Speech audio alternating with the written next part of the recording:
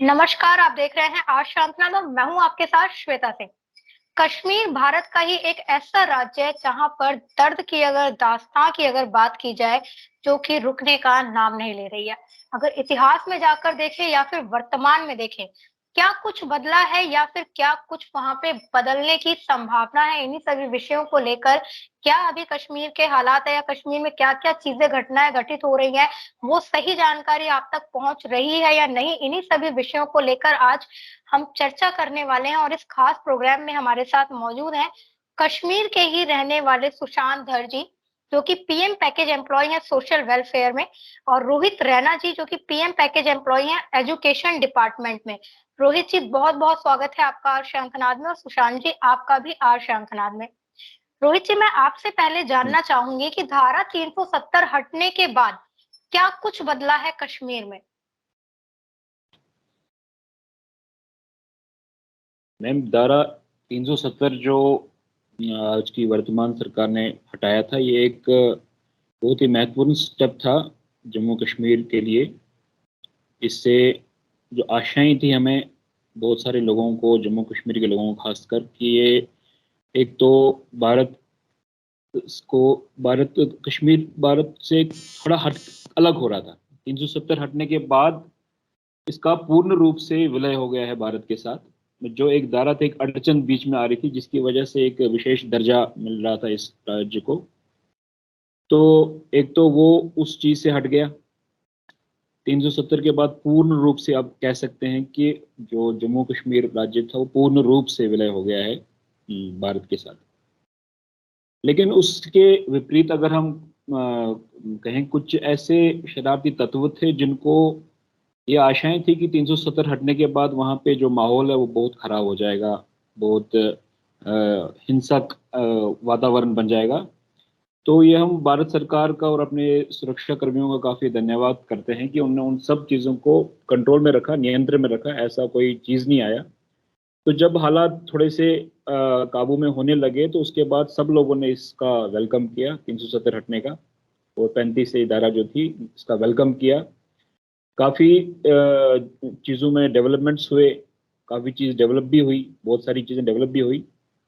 लेकिन कुछ जो आपको आज के हालात दिख रहे हैं वहाँ पे, जैसे टारगेट किलिंग का या कुछ, वो कुछ शरारती तत्व होते हैं हर एक जगह पे, जो डेवलपमेंट को वेलकम नहीं करते हैं। तो वो कहीं ना कहीं जो भी चीज़ें डेवलपमेंट की ओर जाती हैं, जो सरकारें डेवलपमेंट की ओर चाहती हैं, वो कहीं ना कहीं उस चीज़ में अड़चन लाने की प्रक्रिया में लगे रहते हैं। तो जहाँ तक हमें लगता है कि वो उस चीज़, जो टारगेट किलिंग का दौर शुरू हुआ है, ये उस चीज़ का भी एक क्या बोल सकते हैं, एक रिजल्ट हो सकता है। तो उनकी प्रतिक्रिया, अब वो फोर्सेस के साथ नहीं लड़ पा रहे हैं, तो वो मासूम लोगों की जानों को अपना ये एक खेल बना रहे हैं, अपना हथियार बना रहे हैं, और कहीं ना कहीं वो सरकार की जो शांति की प्रक्रिया को उसमें अड़चन डाल रहे हैं। जी, बिल्कुल। सुशांत जी, मैं आपसे जानना चाहूँगी, आतंकियों के निशाने पर क्यों है कश्मीरी हिंदू? देखिए, ये तो पिछले हम अगर वर्तमान की बात करें, 32 साल से ये प्रक्रिया चलती आ रही है और पिछले 700 साल से भी चलती आ रही है। तो कश्मीरी पंडितों का जो पलायन है, वो सिर्फ 90 में नहीं हुआ, वो अक्रॉस जो पिछले 700 साल का ये जो 7 सेंचुरीज़ हमारी बीती है, कश्मीरी पंडित जो है, वो पलायन करते गए। फोर्सिबल एक्सोडस हुआ, वो चलता गया और 90 में कश्मीरी पंडित गिनती के 4 या 5 लाख जो रह गए थे, उनकी भी प्रोसिक्यूशन 90 में हो गई और वो भी 90 में पलायन उन्होंने कर दिया। तो कश्मीरी पंडितों पर क्यों हमले होते हैं या वो निशाना क्यों बनाए जाते हैं? क्योंकि कश्मीर के अंदर भारत के प्रतीक जो है, भारत की जो आइडेंटिटी है, वो कश्मीरी पंडित्स हैं, हिंदूज़ हैं। तो कश्मीर के अंदर जो अलगाववाद, जो उग्रवाद इतने सालों से चलता आ रहा है, तो उनकी आँखों में अटकता है ये कश्मीरी पंडित। तो 90 में भी हमें वहाँ से जो है पर्सिक्यूट करके फोर्सिबल हमारा एक्सोडस हुआ। हज़ारों लोगों को, कश्मीरी पंडितों को मारा गया। उसके बाद कश्मीरी पंडित यहाँ पे आए, शरणार्थी शिविरों में रहे, टेंटों में रहे, एक-एक कमरों में रहे और अपना जीवन जो है फिर से बसर किया। तो कश्मीरी पंडित जो है पहले से ही उनके जो है निशाने पर था। वो आज से 32 साल नहीं, पिछले 700 साल से ये जो है, ये प्रक्रिया, अगर आप हिस्ट्री की किताबें उठा के देखेंगे तो हमारी जो प्रोसिक्यूशन है, वो चलती आ रही है। वो आज की कोई नई बात नहीं है। जी, बिल्कुल। रोहित जी, मैं आपसे जानना चाहूँगी, आपने बताया 370 हटने के बाद जो स्थिति हुई है, लेकिन अभी हाल में कश्मीर की क्या स्थिति है? क्या अभी भी वहाँ के हिंदू पलायन करने को मजबूर हैं? हम पलायन करने को मजबूर नहीं है, पलायन हो रहे हैं। अगर आपने पिछले कुछ दिनों की समाचार सुने होंगे, शोपियान में एक गांव था जहां पे काफ़ी लोग पंडित अभी भी रहते थे जो 90 के बाद वहां से विस्थापित नहीं हुए थे। वो वहीं पे रुके थे और अपना काम काज बड़े अच्छे तरीके से कर रहे थे वहाँ पे। उन्होंने माइग्रेशन को एक्सेप्ट नहीं किया था, जो माइग्रेशन 1990 में हुई थी, लगभग 5-6 लाख कश्मीरी पंडितों की। वो लोग वहीं पे रुके थे मैम। लेकिन जब टारगेट किलिंग का निशाना वो भी बने, तो वो लोग भी मजबूर हो गए वहां से पलायन करने के लिए। तो पलायन की प्रक्रिया शुरू नहीं, पलायन हो चुके हैं वो लोग। 32 साल के बाद भी आज जो लोग वहां से नहीं निकले, उन्होंने पलायन करना शुरू कर दिया है। 32 साल के बाद वो पूरा गांव, लगभग 15 फैमिलीज वहां पे थी जो पलायन होके जम्मू में आ गई है मैम। ये ऑन रिकॉर्ड है, मीडिया में ये चीजें चर्चित थी पिछले दिनों में। जी, बिल्कुल। सुशांत जी, मैं आपसे जानना चाहूँगी कि कश्मीर की जो समस्या है, इसका समाधान क्या है?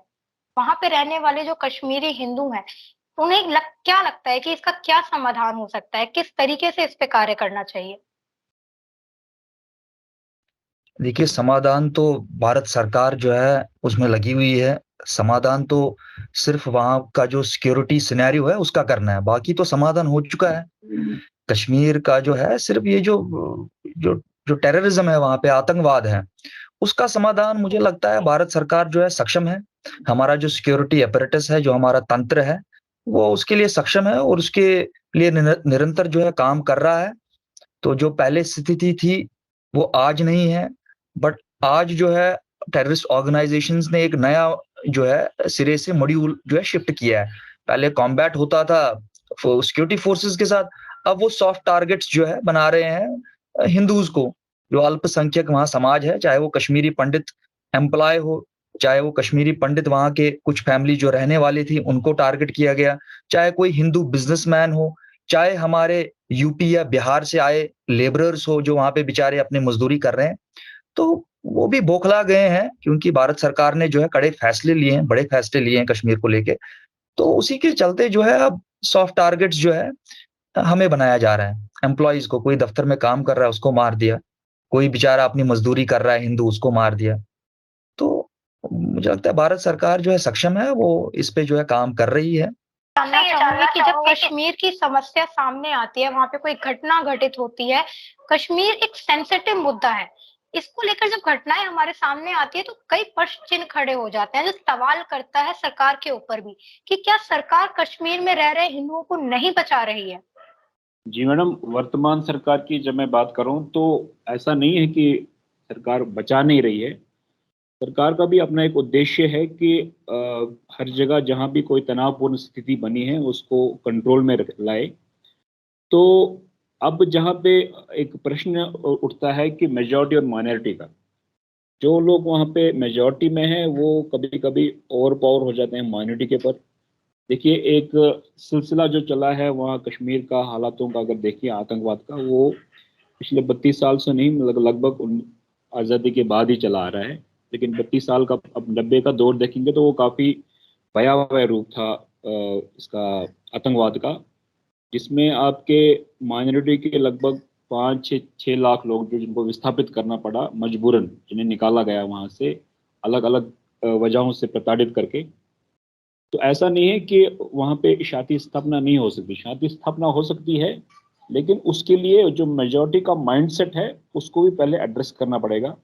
जो उनका माइंडसेट है वो क्या चाहते हैं, किस हिसाब से है, वो चाहते नहीं है, वो क्या नहीं चाहते, पहले उनका माइंडसेट, जब तक माइंडसेट आपका सिस्टमेटिक वे में नहीं चलेगा, तब तक मुझे नहीं लगता कि उन हालातों पे आप बलपूर्वक या किसी और तरीके से काबू पा सकते हैं। पहले वहाँ का माइंडसेट चेंज करना पड़ेगा।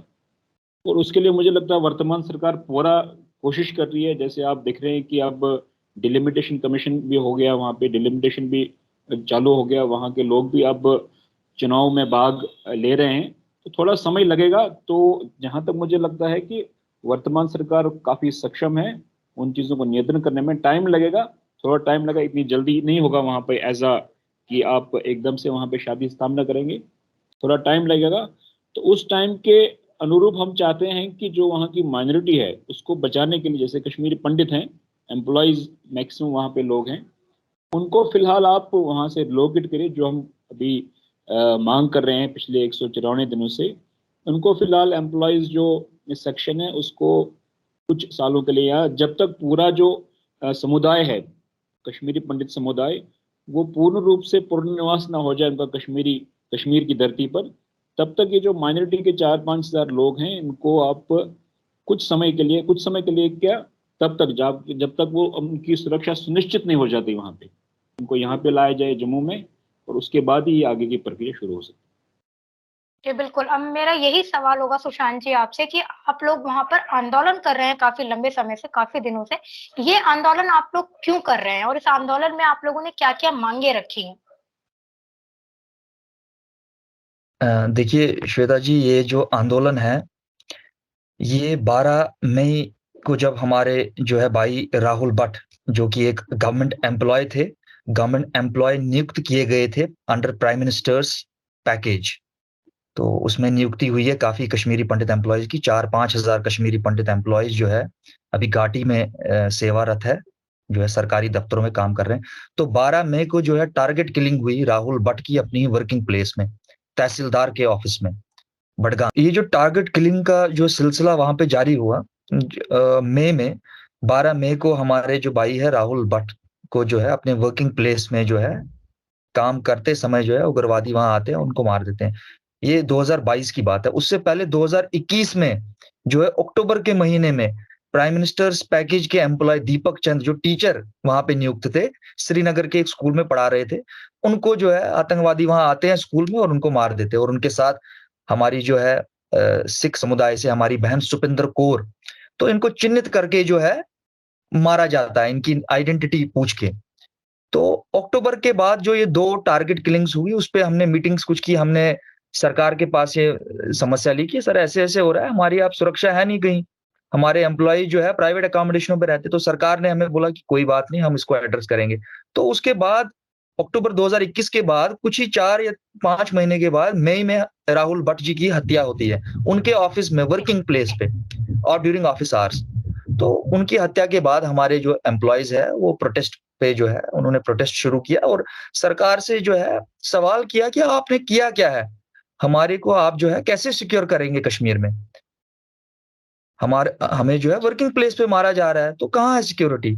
जब एसडीएम के ऑफिस में, जब तहसीलदार के ऑफिस में हमारे एम्प्लॉय को मारा जाता है, तो जो हमारे एम्प्लॉइज फार फ्लंग प्लेसेस में है या कोई टीचर है किसी स्कूल में, तो बाकी हमारे 4000 एम्प्लॉय जो प्राइवेट अकोमोडेशनों पे रहते हैं वहां पे लोकल्स के घर में, वो कैसे रह पाएंगे? किन हालातों में वो रह पाएंगे? तो प्रोटेस्ट जो है कश्मीर में शुरू हुआ। उसके बाद प्रोटेस्ट के दौरान ही हमारी एक और बहन हिंदू जो लेडी रजनी बालाजी, उनको भी जो है अपने स्कूल में जो है मारा गया आतंकवादियों द्वारा। उसके बाद विजय कुमार जी जो राजस्थान से बिलोंग करते थे, बैंकर, उनको अपने ऑफिस के अंदर आतंकवादियों ने मार दिया। तो तब भी हमारा प्रोटेस्ट चल रहा था। तो ये प्रोटेस्ट जो है तब से लेके जो है पिछले 6 महीने से ज्यादा, अब आधा साल होने को आया है। तो उसके दौरान ये टारगेट किलिंग्स जो है ये थमी नहीं। मैं विजय कुमार जी की बात आपको बताता हूँ। उसके बाद जो है वहां की जो कश्मीरी पंडित समुदाय के लोग जो वहां से माइग्रेट नहीं हुए थे 90 के अंदर, कुछ फैमिलीज 10 की 12 फैमिलीज शुपियन के अंदर साउथ कश्मीर में, वहां पे टारगेट किलिंग हो गई। सुनील पंडित जी, उनको अपने बगीचे में मारा गया अगस्त के महीने के अंदर। अगस्त के महीना हमने उनका यहाँ पे मॉर्निंग हुई, क्रिमेशन हो गया। 1 महीना 2 महीना हो गया तो पूरन कृष्ण भट्ट शुपियन में उसी गांव से उनको मारा गया अपने घर के बाहर। ये फैमिलीज जो थी ये माइग्रेट इन्होंने नहीं किया था 32 साल में। तो हालात ऐसे बन गए कि जो कश्मीरी पंडित वहां पे रहते थे, कुछ फैमिलीज गिने चुने, उनको भी टारगेट किलिंग के चलते जो है मारा गया। सुनील पंडित जी, पूरन भट्ट जी, और उसके साथ-साथ हमारे जो लेबरर्स है यूपी, बिहार से हिंदूज, उनको चिन्हित करके मारा गया, सड़कों पे लाशें फेंकी गई। तो ये सारे जो सारा घटनाक्रम है, ये पिछले 6 महीने से चल रहा है। हमारा आंदोलन भी चल रहा है और वहां से टारगेट किलिंग हो रही है। हम सरकार को यही बता रहे हैं कि टारगेट किलिंग नहीं रुक रही है, आप इसके संदर्भ में क्या कर रहे हैं। तो हम बार बार सरकार से यही जो है हमारी अपील है कि जो इन द लाइट ऑफ जो आजकल सिक्योरिटी सिनेरियो है, आपके पास इस एम्प्लॉय को वहां पे रहने के लिए ठीक उसका स्थान नहीं है, कोई उसका रहने का वहां पे साधन नहीं है, वो दफ्तरों में कैसे जाएगा, किन हालातों में जाएगा, जो उसका मेंटल स्पेस है वो अभी ऐसा सहमा हुआ है, डरा हुआ है, वो काम ही नहीं कर सकता है। तो इन चीजों को हमने सरकार को बोला आप इसको एड्रेस कीजिए, जब तक कि ना वहां पे सिक्योरिटी सिनेरियो जो है इंप्रूव होता है। आप इन एम्प्लॉयज को, ये गिने चुने 3-4 हजार एम्प्लॉयज है, इनको आप टेम्पररी तौर पे जो है जम्मू के ऑफिसों में जो है नियुक्त कीजिए। जम्मू में हमारे रिलीफ एंड रिहेबिलिटेशन राहत शिविर दफ्तर है, वहां पे इनको अटैच कीजिए, इनकी सर्विसेज ले लीजिए। तो जब तक कि आप घाटी में जो है हालात ठीक करेंगे, वहां के सिक्योरिटी सिनेरियो को इंप्रूव करेंगे, वहां पे एम्प्लॉय के लिए इंफ्रास्ट्रक्चर अकोमोडेशन का व्यवस्था करेंगे, तो तब तक जो है टेम्पररी तौर पे इस एम्प्लॉय को जो है आप जम्मू में ले आइए। क्योंकि ये एम्प्लॉय सहमा हुआ है, डरा हुआ है, तो उसके विपरीत जो है इन द कॉन्ट्ररी गवर्नमेंट क्या कर रही है, गवर्नमेंट जो है कि इस एम्प्लॉय के अंदर कॉन्फिडेंस बिल्डिंग मेजर करे, एम्प्लॉय से बात करे। उसके विपरीत जो है गवर्नमेंट जो है वो सैलरियां बंद कर रही है एम्प्लॉय की, कश्मीरी पंडित समाज के एम्प्लॉयज की, जो बेचारे 6 महीने से जो है सड़कों पर जो है प्रोटेस्ट कर रहे हैं। किस लिए कर रहे हैं? डिमांड तो ऐसी कुछ नहीं है, डिमांड तो सिर्फ यही है कि हमारी जो जानें हैं वो आप उनके ऊपर बात कीजिए, हमारे फेयर को एड्रेस कीजिए। क्योंकि अगर कोई एम्प्लॉय जो है कश्मीरी पंडित एम्प्लॉय है, पिछले 10 साल से वहां काम कर रहा था, ये कभी सड़कों पे तो नहीं आया। 2016 में आया, उसके बाद आपने इसको भरोसा दिखाया, क्योंकि उस वक्त टारगेट किलिंग का नहीं था मसला, तब अनरेस्ट हुआ था, वहां पे हमारे ट्रांजिट कैंप्स पे अटैक हुआ, गवर्नमेंट ने बोला कोई बात नहीं हम आपके साथ है, हमें कॉन्फिडेंस दिया, हम चले गए। तो अगर पिछले 10 साल से एम्प्लॉय वहां पे कश्मीरी पंडित एम्प्लॉय काम कर रहा था, बट अब पिछले जो 1.5 साल का घटनाक्रम है वो सरकार के सामने है, वो किसी से छुपाए नहीं छुपता है। तो इतने जो है 25 से ज्यादा हिंदू जो है पिछले 2 साल में मारे गए हैं।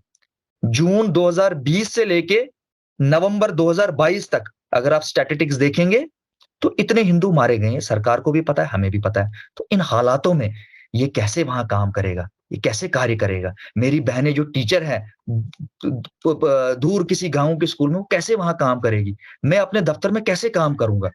तो मुझे लगता है ये फेयर जो है एम्प्लॉय का, ये बड़ा ही जेन्युइन है।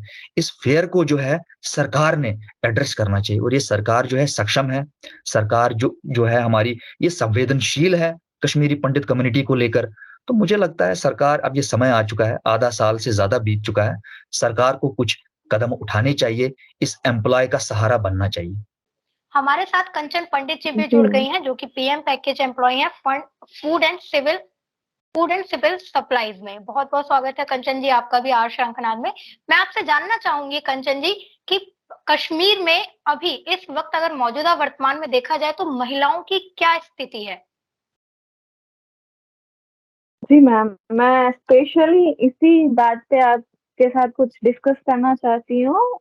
एक्चुअली अगर मैं फीमेल फोक की बात करूँ, फीमेल एम्प्लॉयज की बात करूँ, तो एक्चुअली कुछ खामियां रह गई है। हमारी अभी बीजेपी ने कुछ कोर कमेटी मेंबर्स के साथ एक कमेटी बनाई थी कि हम आपकी बात कहीं किसी प्लेटफॉर्म पे ले जाके करवाएंगे, तो उसके लिए हम एक आपकी कमेटी बनाएंगे। बट एज अ फीमेल, अगर मुझे कोई पर्सनल इशू होगा, कुछ भी कहना होगा जो मैं 4 मेल्स के सामने नहीं बोल सकती हूँ, तो उनको चाहिए था एक फीमेल का एडिशन करना भी जरूरी है कि मैं, ताकि अपने मन की, क्योंकि हर एक फीमेल सफिशिएंट नहीं होती है एक बोल्ड वॉइस में मेल्स के सामने बोलने के लिए। तो पहले तो मैं चाहती हूँ, मैं तो वेलकम करती हूँ पहले बीजेपी का कि उन्होंने हमारे बारे में सोचा, उन्होंने एक कमेटी बनाई, और बट मैं चाहती हूँ उसमें एक फीमेल एडिशन भी हो जाए। और अगर आप कश्मीर की बात कर रहे हैं, तो गवर्नमेंट ने हमारे लिए रिटर्न एंड रिहेबिलिटेशन जो भी पॉलिसी बनाई थी वो तो फेल है, क्योंकि ऑलमोस्ट 85% एम्प्लॉय जो है वो इस पर रेंट पे रह रहे हैं। एज अ फीमेल अगर मैं वहां जा रही हूँ, तो पहले तो मैं अकेले वहां पे सर्वाइव कर ही नहीं सकती हूँ। तो मैं वहां अगर जा रही हूँ, मुझे अपने पेरेंट्स को साथ में लेना है, तो मुझे पहले रेंट पे के लिए, अपने रहने के लिए एक रेंटेड रूम चाहिए, मुझे ढूंढना है वो रेंट पे। और वो रेंट वाला रूम तो मुझे किसी हिंदू के यहाँ मिलेगा ही नहीं, क्योंकि हिंदूज आपको पता है कितने ही लेस नंबर्स में, और हिंदूज के वहाँ पे घर ही नहीं है। तो मुझे ऑब्वियसली सी बात है एक मेजोरिटी कम्युनिटी के यहाँ रहना है, जहाँ की मैं एक सेफ एनवायरनमेंट फील नहीं करूंगी अकेले। अब अगर मैं पेरेंट्स को लेके चली भी जाती हूँ, बट कितनी बार मैं वो घर चेंज करूँ? कल को उन्हें पसंद नहीं आया मेरा रहन सहन, मेरे कोई भी थॉट पसंद नहीं आया, वो मुझे कह देंगे आप चेंज करो, तो मैं अपने पेरेंट्स को लेके कितने सारे रूम चेंज करूँ, कितनी जगहें बदलूं एक जगह से दूसरी जगह? ये तो इस एज में अपने पेरेंट्स को भी दुख देना हुआ, और खुद तो दुखी है ही हम। और मुझे मतलब ये बोलते हुए थोड़ा सा हिंड्रेंस फील होती है कि अगर हमारे लिए गवर्नमेंट ने हमारा नोडल ऑफिसर कोई भी नियुक्त किया गया है हमारे लिए, तो वो हमसे रीच आउट ही नहीं करते। क्यों नहीं करते? हम किसके साथ अपनी प्रॉब्लम शेयर करें?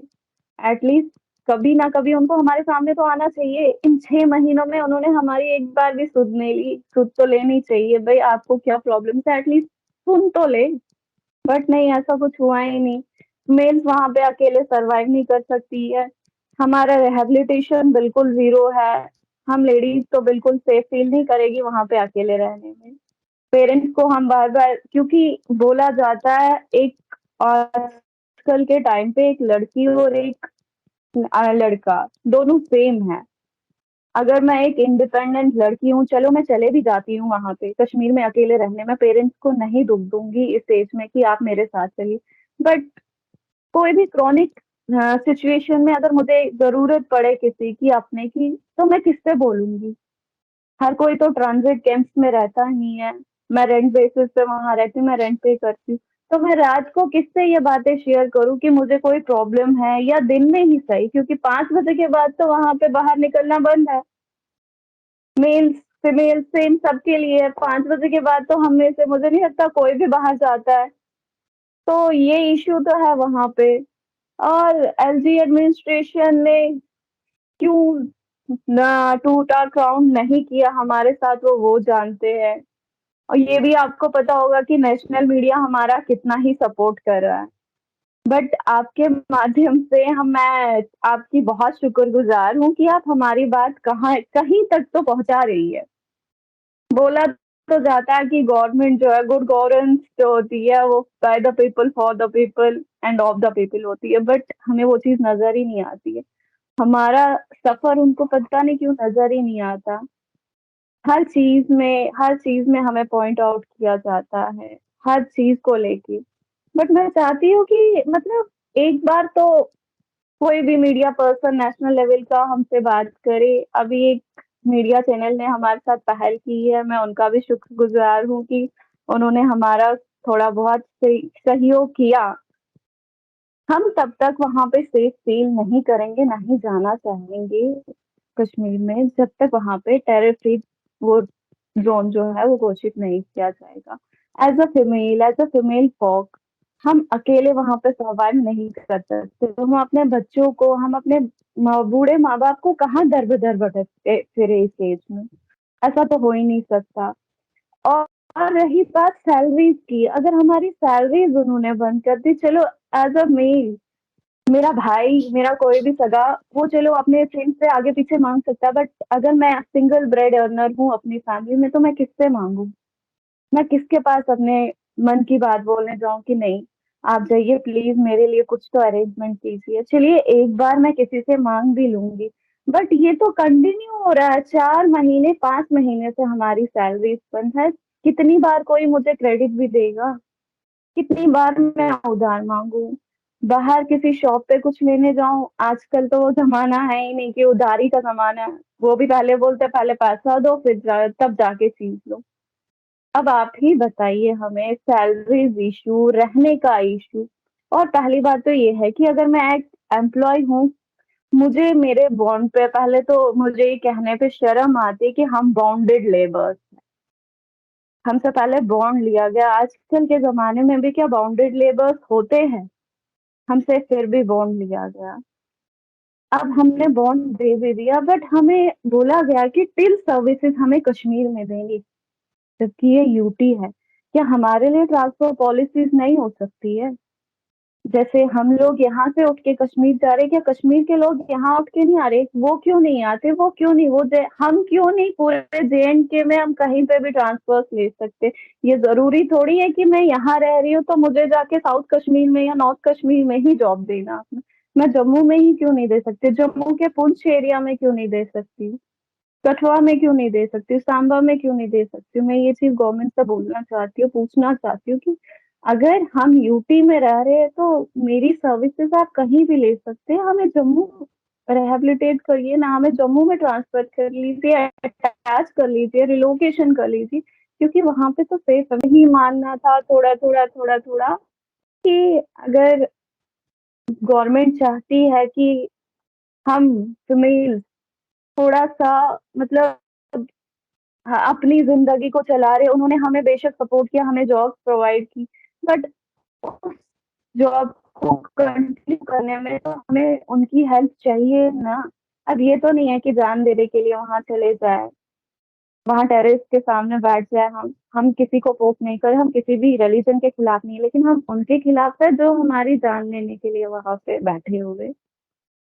बस मैं इतना ही कहना चाहती हूँ कि गवर्नमेंट और अगर रिहेबिलिटेट कर रही है तो वो एक एम्प्लॉय को ही क्यों कर रही है? अगर मुझे सर्विसेज वहां देनी है, मुझे वहां पे वो रिहेबिलिटेट करे, बट ड्यूरिंग माई सर्विसेज उसके बाद मैं कहाँ जाऊंगी? उसके बाद क्या मैं वो रूम छोड़ के फिर यहाँ जम्मू में आऊँ दर बदर भटकने के लिए कि नहीं मुझे रहना कहाँ है? मेरे लिए रिहेबिलिटेशन कहाँ से हो गया वो कि अगर मुझे सर्विसेज वहां करनी है तब तक ही वहां रहना है, जब तक मैं सर्विस में हूँ। उसके बाद मुझे फिर अपने लिए कोई घर ढूंढना है, फिर कोई रेंटेड एकोमोडेशन ढूंढना है। उस एज में क्या ये पॉसिबल होगा कि मैं हर जगह घूमती फिरूं 60 की एज में? क्या पता मेरी कंडीशन तब क्या होगी? क्या गवर्नमेंट ये चीज सोचती है? और रिहेबिलिटेशन एक एम्प्लॉय का नहीं होता, वो पूरी कम्युनिटी का है। अगर सबको आपने कहा है कि हम आपको रिटर्न एंड रिहेबिलिटेशन पॉलिसी के तौर पे वहां ले रहे, तो वो पूरी कम्युनिटी की बात की है, सिंगल एक एम्प्लॉय की बात नहीं की गई है। तो मैं यही गवर्नमेंट को बोलना चाहती हूँ कि आप अगर हमें बता रहे हैं वहां जाने के लिए तो आप ऐसा एनवायरमेंट क्रिएट तो करें, हमें वहां पे फील तो करवा रही है कि आप श्योर हो, वहां पे टेरर फ्री कर लीजिए, हम जाने के लिए तैयार। आप आज बोल लीजिए मैं सुबह जाने के लिए तैयार हूँ, बट आप वैसा एनवायरमेंट हमें दे तो दीजिए। बस इतना ही बोलना चाहती हूँ जी मैं, इनसे और कुछ भी नहीं। जी बिल्कुल। Thanks a lot. Rohit ji, Rohit ji, अब मैं आपसे जानना चाहती हूँ, जैसा कि कंचन जी ने भी बताया कि जो नोडल ऑफिसर आप लोगों के लिए अपॉइंट किए गए हैं वो आप तक नहीं पहुंचते हैं, तो क्या आप लोगों की तरफ से ये कोशिश की गई है कि आप लोग उन तक पहुंचे और उनसे जाने कि क्यों आखिर वो लोग आप तक नहीं आते हैं, या आपकी समस्याओं को नहीं जानना चाह रहे हैं, या नहीं उसकी वो लोग सुध ले रहे हैं? क्या ये कोशिश की गई है आप लोगों की तरफ से? जी मैडम, बिल्कुल कंटिन्यूस कोशिश हमारी रही है हमेशा कि जो हमारे नोडल ऑफिसर हैं श्री अक्षय लाबरू जी हैं, वो हमारी कम्युनिटी के ही हैं। सबसे बड़ी बात तो यही है, हमारी कम्युनिटी के ही हैं।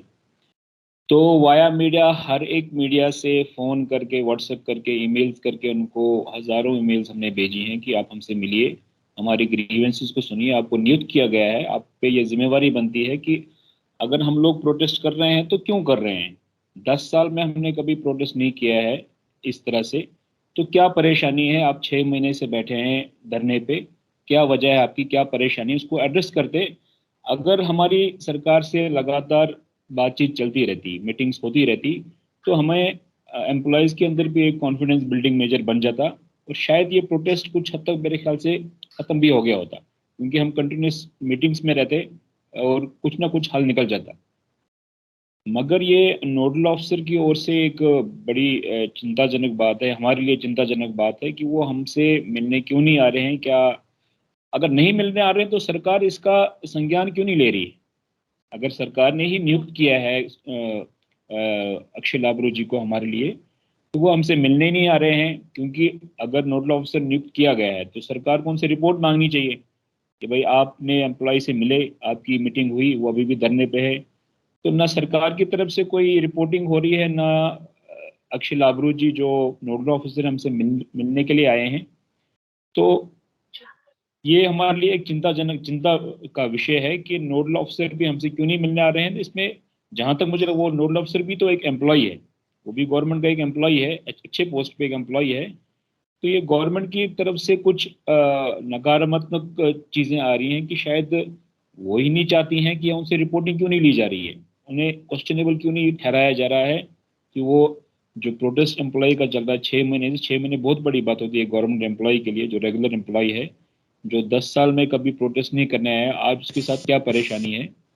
परेशानी जो है वो गवर्नमेंट को पता है, मगर उसको एड्रेस करने के लिए अगर किसी व्यक्ति को नियुक्त किया गया है तो गवर्नमेंट को भी इसका संज्ञान लेना चाहिए, नोडल अफसर से पूछताछ होनी चाहिए कि भाई अगर आपको नियुक्त किया गया आप हमें रिपोर्टिंग क्यों नहीं देते। तो ये भी एक चिंता का विषय हमारे लिए है। बाकी हमने तो बहुत बार उनसे रिक्वेस्ट किया है, फ़ोन पर भी फ़ोन वो उठाते नहीं है, मैसेज का वो जवाब देते नहीं है, ईमेल्स का वो जवाब रिप्लाई करते नहीं है, तो ये हमारे लिए एक चिंता का विषय है। जी बिल्कुल। मैम जी, मैं आपसे जानना चाहूंगी कि एलजी एडमिनिस्ट्रेशन जो है वो आप लोगों से वार्ता करने के लिए क्यों नहीं आ रहे हैं? साथ ही मैं ये भी जानना चाहूंगी कि ये जो समस्या है, कश्मीर में जो समस्या है, इसके लिए कौन जिम्मेदार है? देखिए, एलजी एडमिनिस्ट्रेशन से हमारी जो है बातचीत in the month of June जो है हुई थी। जब प्रोटेस्ट शुरू हुए थे उसके 12, 15, 20 दिन के बाद एलजी साहब से जो है हमारे एम्प्लॉयज जो है मिलने गए थे। 25 एम्प्लॉयज का वो एक ग्रुप था। तो वहाँ पे उन एम्प्लॉयज ने जो है जो डिमांड थी कि हमें बचाइए, सेव अस, और हमें कुछ समय के लिए आप जम्मू में अटैच कीजिए, तो वो वहाँ पे रखी गई। तो उसके बाद जो है 6 महीने बीत गए, प्रोटेस्ट जो है चलता रहा, प्रोटेस्ट जो है चल रहा है। तो बट जो हमारी डिमांड थी कि हमें जम्मू में अटैच किया जाए, वो एड्रेस नहीं हुई। तो मुझे लगता है कि एलजी शासन को, या जो हमारी वर्तमान सरकार है बीजेपी की, क्योंकि बीजेपी के ही नियुक्त है सारी सरकार, जो यूटी गवर्नमेंट ऑफ जे&के की है, वो चल रही है सेंटर से, सेंटर अपॉइंटेड एलजी है। तो मुझे लगता है कि बीजेपी से इस समाज को जो है बड़ी उम्मीदें हैं। पिछले 8 साल से जो ये समाज है, कश्मीरी पंडित समाज जो है, बीजेपी की तरफ आंख गड़ाए हुए बैठा है कि कब जो है हमारी समस्याओं का निवारण होगा, कब हमें जस्टिस मिलेगा। और बीजेपी ने तो अपने मैनिफेस्टो में 2013 में 14 में एक पेज कश्मीरी पंडित समाज के लिए रखा था कि हम जो है न्याय दिलाएंगे, इनको रिलीफ देंगे, रिहैबिलिटेशन इनकी देंगे। तो रिहैबिलिटेशन की तो मुझे लगता है कि अब अभी चर्चा ना हो, तो क्योंकि चर्चा तो अभी रिहैबिलिटेशन की हो नहीं सकती, क्योंकि रिहैबिलिटेशन की तरफ कोई कदम उठाया नहीं सरकार ने। अब जो कुछ एम्प्लॉइज वहां पे पीएम्स पैकेज के अंतर्गत वहां गए थे, उनके लिए भी जो 12 साल से जो इंफ्रास्ट्रक्चर बनाना था वो भी बनाया नहीं गया। तो मुझे लगता है रिहैबिलिटेशन तो दूर की बात है, अब ये जो एम्प्लॉइज है वही सफर कर रहे हैं। पहले इनकी सफरिंग जो थी 1.5 साल पहले कुछ अलग थी, और आज जो है इनकी सफरिंग जो है अपनी जान को लेकर है। तो मुझे लगता है कि बीजेपी, भारतीय जनता पार्टी को जो है सेंटर में, केंद्र में जो हमारे प्रधानमंत्री है नरेंद्र मोदी जी, हमारे गृह मंत्री है अमित शाह जी, उनको पता है कि अभी समस्या क्या है। आधा साल बीतने को आया है, उनको पता है कि समस्या क्या है, कश्मीर के अंदर अभी हालात क्या है, कितने हिंदुओं को मारा गया। हमारे जो है एमओएस नित्यानंद राय जी ने पार्लियामेंट के पटल में जो है फिगर्स दिए और बताया कि कितनी जो है टारगेट किलिंग्स हो गई, कितने कश्मीरी पंडितों को मारा गया। तो मुझे लगता है कि सारा समाज जो है वो अभी भारतीय जनता पार्टी की तरफ जो है देख रहा है, क्योंकि ये 4000 एम्प्लॉयज का मसला नहीं है, ये इसके साथ जो है पूरा समाज जुड़ा हुआ है। 4000 एम्प्लॉय, 5000 एम्प्लॉय, ये 50-60 हजार लोगों को बनाते हैं, एक कम्युनिटी को बनाते हैं, सोसाइटी को बनाते हैं। तो आजकल जो हमारी कम्युनिटी में डिस्कोर्स है, वो जो है भारतीय जनता पार्टी के जो है वो विपरीत चल रहा है। जो डिस्कोर्स हमारी कम्युनिटी के अंदर चल रहा है वो यही चल रहा है कि क्यों आज वो पार्टी, जिस पार्टी का हमने 32 साल से इंतजार किया कि ये पार्टी शासन में आएगी तो इस समाज के लिए बड़े बड़े फैसले लेगी, तो आज वो पार्टी क्यों कतरा रही है? अगर ये 4000 एम्प्लॉय, 5000 एम्प्लॉय घाटी में खतरे में है, तो इनको क्यों नहीं बचाया जा रहा है? तो मुझे लगता है कि ये सही समय है, जो सेंट्रल लीडरशिप है उनको इस तरफ जो है ध्यान देना चाहिए, क्योंकि पूरी कम्युनिटी के अंदर जो डिस्कोर्स है वो सही नहीं जा रहा है। क्योंकि कम्युनिटी के बच्चे जो है वो घाटी में जो है कार्यरत है, और उन बच्चों के साथ वहां पे क्या बर्बरता से उनको मारा जा रहा है वर्किंग प्लेसेस में। तो और पिछले 6 महीने से वो जो है धरने पर है, एक अपनी लेजिटिमेट डिमांड पर, जेन्युइन डिमांड पर। तो मुझे लगता है कि अगर ये सरकार नहीं कर पाएगी, क्योंकि ये तो बड़ा मसला है नहीं, कोई अधिवेशन तो लाना नहीं है पार्लियामेंट के अंदर, कोई अमेंडमेंट तो कॉन्स्टिट्यूशन में लाना नहीं है, एक छोटा-सा एग्जीक्यूटिव ऑर्डर जो है निकालना है, अगर ऑर्डर भी नहीं, हाँ जी, अटैच इनको कर दिया जाए कुछ समय के लिए जम्मू में, जब तक कि घाटी में हालात ठीक ना हो। तो मुझे नहीं लगता है कि ये बहुत बड़ा कोई फैसला है, जिसको लेने में जो है दिक्कत आ रही है, जिसको लेने में जो है कोई रिपरकशन होगा, जिसको लेने के लिए आपको पार्लियामेंट में कोई संशोधन लाना है, कोई अमेंडमेंट लानी है, किसी शेड्यूल में जो है चेंज करना है। ये तो कोई बड़ा मसला है नहीं। तो मुझे लगता है कि सरकार को जो है इस पे सोचना चाहिए, संवेदनशील होना चाहिए, बड़ी सेंसिटिविटी से इस मसले को देखना चाहिए, क्योंकि बच्चों की जो है जानों का सवाल है। कंचन जी, मेरा आपसे इस प्रोग्राम का जो आखिरी सवाल होगा, मैं जानना चाहती हूँ आप लोग जो ये आंदोलन कर रहे हैं, इस आंदोलन को करने में क्या-क्या समस्याएँ आपको देखने को मिल रही है? और या फिर यूँ कहें कि नेशनल मीडिया की तरफ से आपको कितना सपोर्ट मिल रहा है? या कोई बाहर से आप लोगों को सपोर्ट मिल रहा है? तो किस तरह की प्रॉब्लम आप लोग फेस कर रहे हैं इस 6 महीने से? और साथ ही क्या कुछ सपोर्ट आपको मिल रहा है? और एक और चीज़ मैं आपसे जानना चाहूँगी कि आप आज यहाँ से सरकार से क्या कहना चाहेंगे? मैम, सपोर्ट तो हमारी कम्युनिटी हमें कंप्लीटली कर रही है। हमारी कम्युनिटी हमारे बैक पे है, इसीलिए हम यहाँ पे आपके साथ बातचीत कर रहे हैं। नेशनल मीडिया हमारे साथ कितना कोऑपरेटिव है, आप में भी आपको सब मालूम ही है। मुझे ये बताने की ज़रूरत है ही नहीं। हमारे साथ कितने चैनल जुड़े हुए हैं, ये आपको और ऑलरेडी मालूम होगा। और गवर्नमेंट मतलब एक हिंदू गवर्नमेंट हमारे इन मुश्किलों को हल नहीं कर सकती है, ये एड्रेस नहीं कर सकती हमारी डिमांड, तो हम किससे पूछें, हम किससे गुहार लगाएंगे? जब हमारा जिनोसाइड हुआ था, तब यहाँ पे नेशनल कॉन्फ्रेंस थी, सरकार यहाँ पे नेशनल कॉन्फ्रेंस की थी, होम मिनिस्टर हमारे मुफ्ती मोहम्मद सईद जी थे। तो मतलब हमारे साथ जब तब ऐसा व्यवहार हो रहा था, हम सोचते थे चलिए ठीक है, मे बी ये हमारे रिलीजन से बिलोंग नहीं करते, क्या पता इन्हें हमारा दर्द ना हो। लेकिन इस बार तो हिंदू सरकार है, हमें उनसे आशाएं है कि वो हमारा दर्द तो समझ सकती है ना। पर अभी तक हमें उनसे कोई रिस्पॉन्स तो आया नहीं। अब मतलब हमारे सिर्फ आंखों से आंसू आने नहीं रह गए, बाकी वो भी आ गए हैं। अब हम नेशनल मीडिया पे रोना नहीं चाहते। कितने आंसू बहाए हम, कितनी बहनों को गवाए, कितने भाइयों को गवाए रोज रोज। जब मेरी बहन अपने ऑफिस में सेफ फील नहीं कर रही है, वो जब सेफ फील है ही नहीं, उसे अपने ऑफिस में अपने भाई, मेरे भाई को अपने ऑफिस में माना जाए, तो आप मुझे बताइए हम कैसे वहां जाके सिक्योर फील करें, कैसे हम वहां पे रहे, कैसे हम अपना काम करें? अगर बीइंग एन एम्प्लॉय मुझे अपनी सर्विसेज वहां देनी है, मैं भी चाहती हूँ कि मैं एज एन एम्प्लॉय वहां पे काम करूँ, बिना डर के करूँ। जितनी भी सर्विसेज है मेरी, चाहे मेरी दिन में 4 घंटे की या 6 घंटे की या 10 घंटे की है, मैं चाहती हूँ मैं फ्री माइंडेड होके वो सर्विस दूँ अपनी। कोई भी मुझे रोके ना, कोई भी मुझे टोके ना।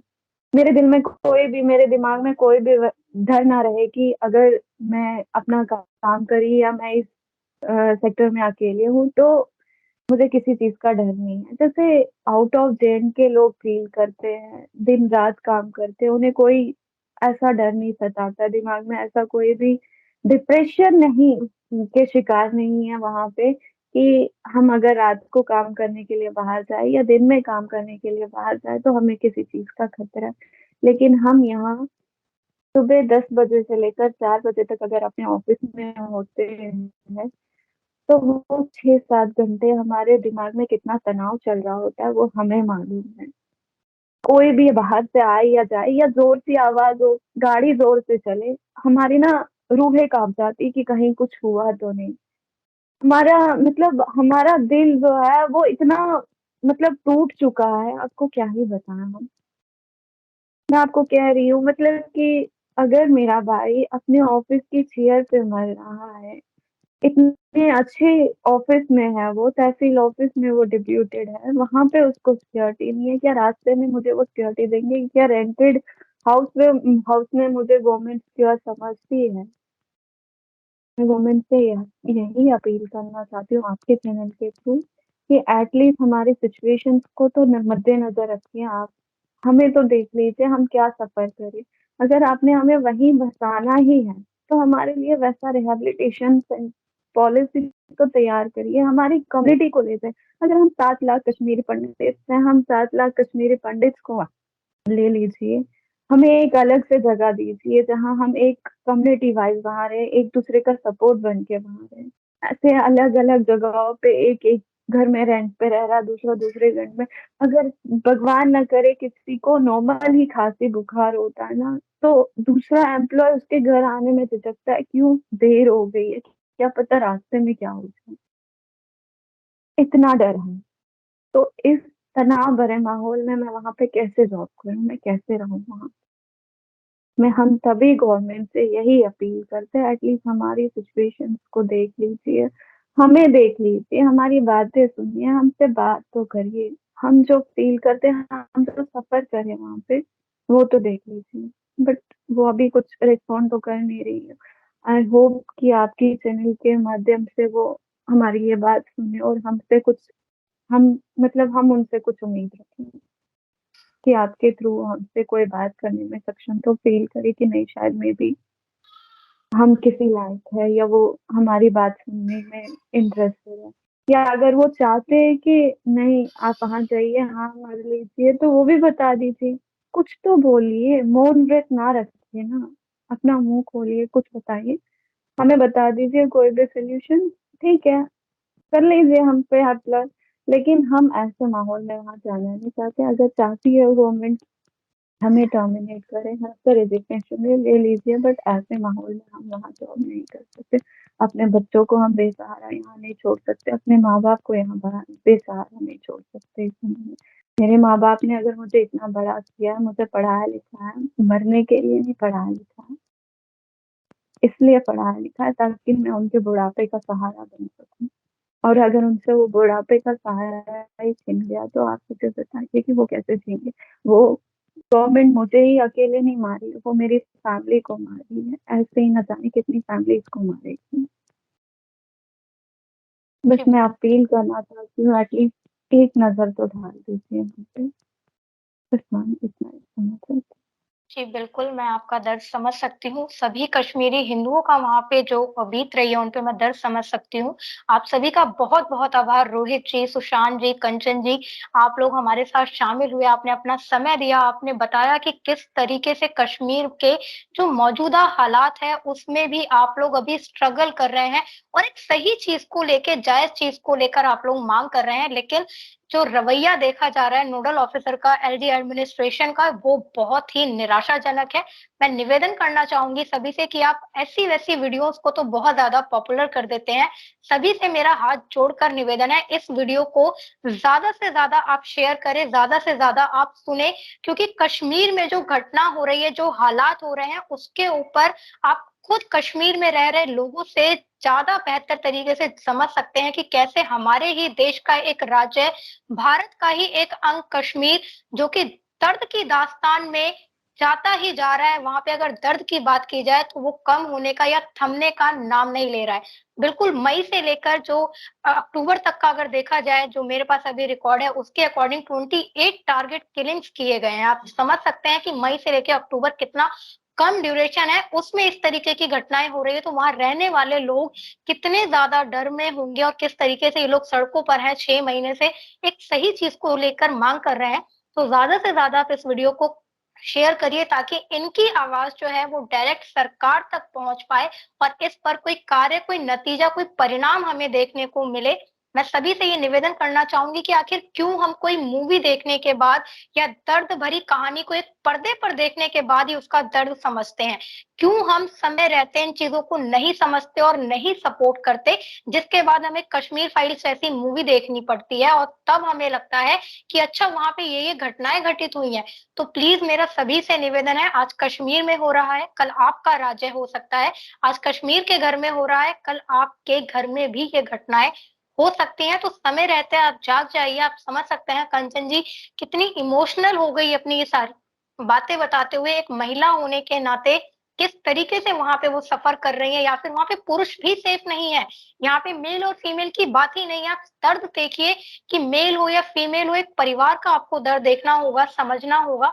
तो मेरा सभी से बार बार निवेदन है, आप हमारे आर शंखनाथ पे विजिट करते हैं, बहुत सारे आपने हमारे वीडियोस देखे हैं, इंटरव्यूज देखे हैं, लेकिन ये इंटरव्यू बिल्कुल अलग है, बहुत अलग है। तो मैं सभी से निवेदन करूंगी कि ज्यादा से ज्यादा इनकी बात को आप सरकार तक पहुंचाने में मदद करें। इस वीडियो को ज्यादा से ज्यादा आप शेयर करें ताकि इसके ऊपर सरकार कोई एक्शन जरूर ले।